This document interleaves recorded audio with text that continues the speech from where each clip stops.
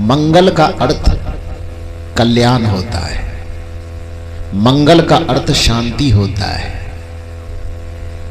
जीवन में कोई भी व्यक्ति किसी भी तरह से अमंगल, अकल्याण, अशांति नहीं चाहता। सब चाहता है कि चाहे जिस भी तरीका से हो हमारे जीवन में मंगल आवे, हमारे जीवन का कल्याण हो, हमारे जीवन में शांति हो, सुख हो।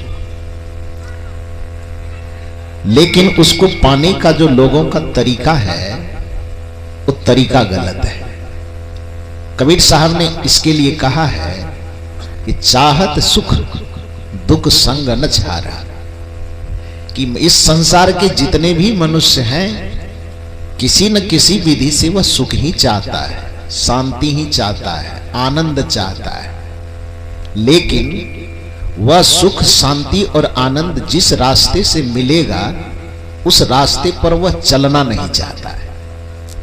इसको दूसरी भाषा में कहें तो आम का फल तो सब कोई चाहता है, लेकिन आम का बीज कोई बोना नहीं चाहता है। तो जब तक आम का बीज नहीं बोया जाएगा तब तक आम का फल कैसे पाया जा सकता है। कोई व्यक्ति संसार में चाहे कि हम नफरत के बीज को बो करके प्रेम का फल प्राप्त कर लेंगे, ये कदापि नहीं हो सकता। कोई व्यक्ति चाहे कि संसार में प्राणियों के लिए हम अमंगल का बीज बो करके मंगल की प्राप्ति कर लें, ये कदापि नहीं हो सकता। कोई व्यक्ति चाहे कि हम अन्य लोगों के लिए अपमान का बीज बो करके और सम्मान का फल पा जाए, ये कभी नहीं हो सकता। कोई व्यक्ति चाहे कि दूसरे के लिए हम अशांति का बीज बो करके हम शांति के फल को अपने जीवन में प्राप्त कर लें, ये किसी भी दृष्टिकोण से कभी संभव नहीं हो सकता। कोई व्यक्ति यह चाहे कि हम दूसरे के लिए आंसू का बीज बो करके अपने लिए हम मुस्कुराहट का फसल काट लें, फल पा लें, ये कदापि नहीं हो सकता।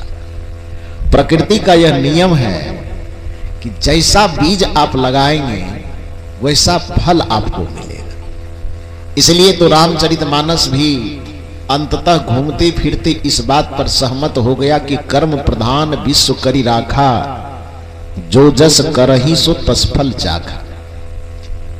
हालांकि कर्मवाद का सिद्धांत गोस्वामी जी का सिद्धांत नहीं है। कर्मवाद का सिद्धांत भाग्यवाद, भगवानवाद से हट करके कर्मवाद के, पुरुषार्थवाद के सिद्धांत का बीजारोपण कबीर साहब करते हैं। गोस्वामी जी सीधे नहीं मानते। जैसे कबीर साहब ने कहा कि कबीर कमाई आपनो कभी न निष्फल जाए, सात समुंदर आरा पड़े तो आगे मिलिया धाय, करु वहिया बल आपनी छाड़ विरानी आस, जाके आंगन नदी बहे सो क्यों मरे प्यास। कबीर साहब कहते किसी की आशा भरोसा मत करो कि तुम्हारे जीवन को बदल देगा। किसी की आशा भरोसा इस मामले में मत करो कि हम गलती करेंगे और किसी की कृपा से हमको सही परिणाम मिल जाएगा, ये उम्मीद मत करो। संसार में कर्म फल का सिद्धांत अकाट सिद्धांत है, जिसको महर्षि चाणक्य ने अपनी भाषा में सजाते हुए कहा कि यथा धेनु सहस्त्रेषु वत्सु गच्छति मातरम तथा यच्कृतं कर्मम कर्तारम अनुगच्छति, कि जैसे हजारों गायों के बीच में एक बछड़े की मां को छिपा करके यदि बांध दिया जाए, अब बछड़े के गर्दन से रस्सी खोल दी जाए तो बच्चा दौड़ते दौड़ते कहां जाएगा? अपने मां के पास जाएगा। हम सब यहां किसान वर्ग के लोग बैठे हुए हैं। कल्पना कीजिए कि आपके दरवाजे के बगल में खेत में मैदान में 1000 गाय बंधी हुई और आपके दरवाजे पर अभी 6 महीना पहले एक गाय ने बछड़े को जन्म दिया है। उस बछड़े के गर्दन में भी रस्सी बंधी है और गाय के भी गर्दन में रस्सी बंधी हुई है। उस गाय को खूंटे से खोल करके ले जाइए, 1000 गाय के बीच में छिपा दीजिए और थोड़ी देर के बाद दरवाजे पर जो बछड़ा है उसके गर्दन से रस्सी को खोल दीजिए। वो बछड़ा उछलते कूदते कहां जाएगा? अपने मां के पास जाएगा। हो सकता है कि मां को ढूंढने में कई गायों के पास भटकेगा जरूर, अटकेगा नहीं। भटकना और अटकना दोनों में अंतर है। हजारों गायों के पास ढूंढने के कर्म में वह बछड़ा भटक सकता है, लेकिन धीरे धीरे देर सवेर आज कल परसों जितना दिन समय लग जाए मतलब उससे नहीं है, लेकिन वह रुकेगा वहीं जाकर के जहां पर उसकी मां होगी। महर्षि चाणक्य कहते हैं कि यथा धेनु सहस्त्रेषु, जिस प्रकार हजारों गायों के बीच में वत्स गच्छति मातरम, उसका बच्चा अपने माता के पास जाकर के ही रुकेगा। तथा यच कीर्तम कर्मम कर्तारम अनुगच्छति, ठीक उसी प्रकार से कर्ता के द्वारा किए गए कर्म का फल देर सवेर उसके पास जाकर के उसको मिलेगा। इससे कोई उसको बचा नहीं सकता है। इसलिए कबीर साहब कहते हैं कि यदि सुख की उम्मीद करते हो तो कभी संसार में किसी के साथ बुरा व्यवहार मत करो। यदि संसार में सुख चाहते हो तो कभी किसी का अपमान मत करो। संसार में यदि सुख चाहते हो तो कभी किसी की निंदा मत करो। संसार में यदि भला चाहते हो तो कभी किसी का बुरा मत करो। यह हमारी सनातन संस्कृति की शिक्षा यही है। पता नहीं लोगों ने कबीर साहब की शिक्षा को सनातन संस्कृति से अलग करके क्यों देखा, ये मेरे समझ में नहीं आता। अच्छा करने पर ही अच्छा मिलेगा, ये कबीर साहब का तो कथन है। क्योंकि बुरा करने पर भगवान किसी के साथ बुरा कर दे और बैठ करके हम भगवान का भजन करें तो भगवान हमको अच्छा कहां से दे देगा? क्यों देगा?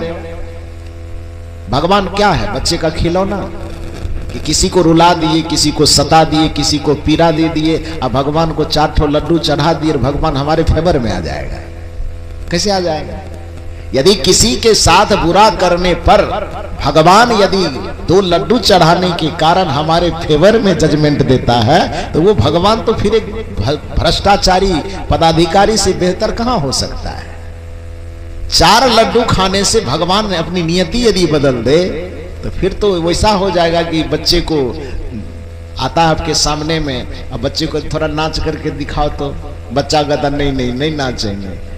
बड़े लोग कहते अच्छा चॉकलेट देते हैं, दिखाओ दिखाओ दिखाओ।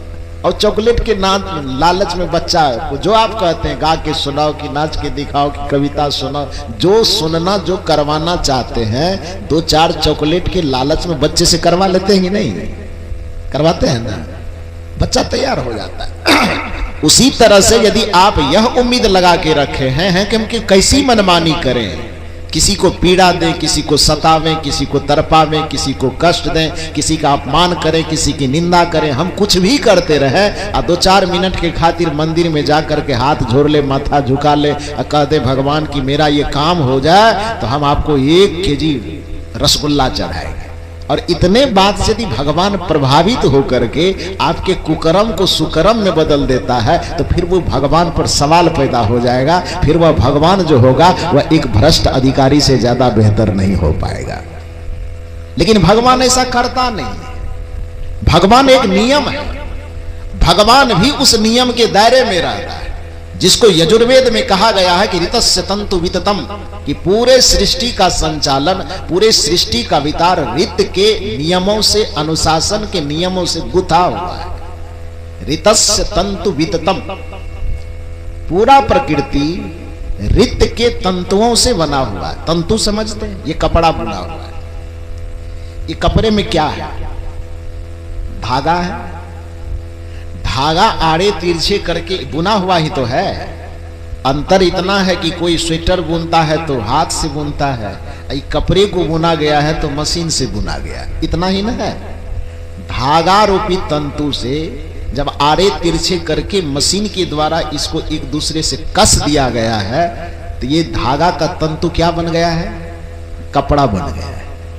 यजुर्वेद कहता है, ऋग्वेद कहता है कि ऋतस्य तंतु विततम। ऋत का मतलब अनुशासन होता है।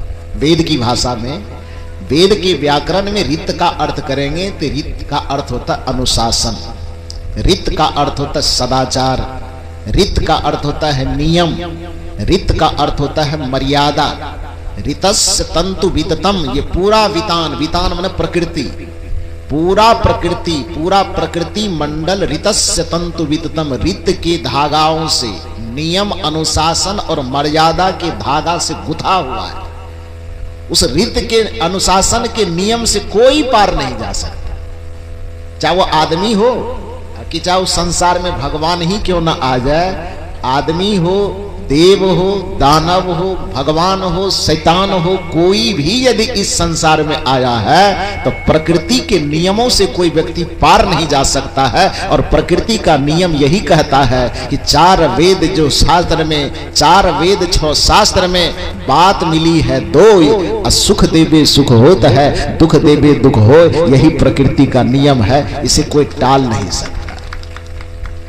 यदि आप अपने जीवन में मंगल चाहते हैं तो दूसरों के जीवन में अमंगल पैदा करना छोड़ दीजिए। आप अपने जीवन में यदि शांति चाहते हैं तो दूसरे के जीवन में अशांति को बोना छोड़ दीजिए। अशांति को बोने वक्त यदि आपको लगता है कि हमको कोई देख नहीं रहा है, तो एक भजन में हम लोग गाते हैं, भलाई कर भला होगा, बुराई कर बुरा होगा। यदि भला करोगे तो भला होगा, अब बुरा करोगे तो बुरा होगा। ये प्रकृति का न्याय यही है।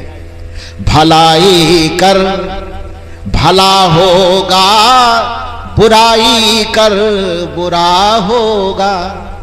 कोई देखे या ना देखे, खुदा तो देखता होगा। भलाई कर भला होगा, बुराई कर बुरा होगा। भलाई करोगे तो भला होगा। अब आप कहीं खुदा देखता होगा तो भगवान आंख मूंद के बैठा है। भगवान कहो, खुदा कहो, शब्दों का केवल अंतर है। जैसे कोई पानी कह दे, वाटर कह दे, क्या अंतर है? कुछ अंतर नहीं। एक ही काम है। पानी का भी काम है प्यास बुझाना, वाटर का भी काम है प्यास बुझाना। कोई जल कह करके पिए तो भी प्यास बुझ जाएगी, कोई नीर कह करके पिए तो भी प्यास बुझ जाएगी, कोई वाटर कह करके पिए तो भी प्यास बुझ जाएगी। उससे नामों के अंतर से, शब्दों के अंतर से तत्व में कोई अंतर नहीं होता। उसी तरह से उस परमात्मा को कोई ईश्वर कह दे, कोई राम कह दे, कोई शिव कह दे, कोई कृष्ण कह दे, कोई खुदा कह दे, कोई गॉड कह दे, कोई अल्लाह कह दे, उस परम तत्व का नाम, एक नाम का अनेकों नाम रखा जा सकता है। लेकिन हम नामों में अंतर से तत्वों में कोई अंतर नहीं होता है। इसलिए नामों का अंतर लेकर के कभी किसी को विवाद नहीं करना चाहिए, कभी झंझट में नहीं पड़ना चाहिए। कबीर साहब ने आज से 600 वर्ष पहले इस विवाद को शांत करने के प्रयास में लोगों से सवाल किया था कि भाई रे, 2 नामों के चक्कर में जो तुम लड़ते हो, कोई राम कह रहा, रहीम कह रहा, तलवार तन जाती है। कोई भगवान कहता, कोई खुदा कहता, तो दोनों में आंखें तड़ेरी जाती है कि तुम दूसरा हो, हम दूसरा है। कबीर साहब ने समझाया लोगों को कि भगवान, अल्लाह, खुदा, मोहम्मद, महादेव के नाम पे क्यों झगड़ते हो? झगड़ा मत करो, लड़ो मत, आपस में प्रेम से रहो। लोगों ने कहा कि अलग अलग नाम है तो चीज भी तो अलग अलग होगा।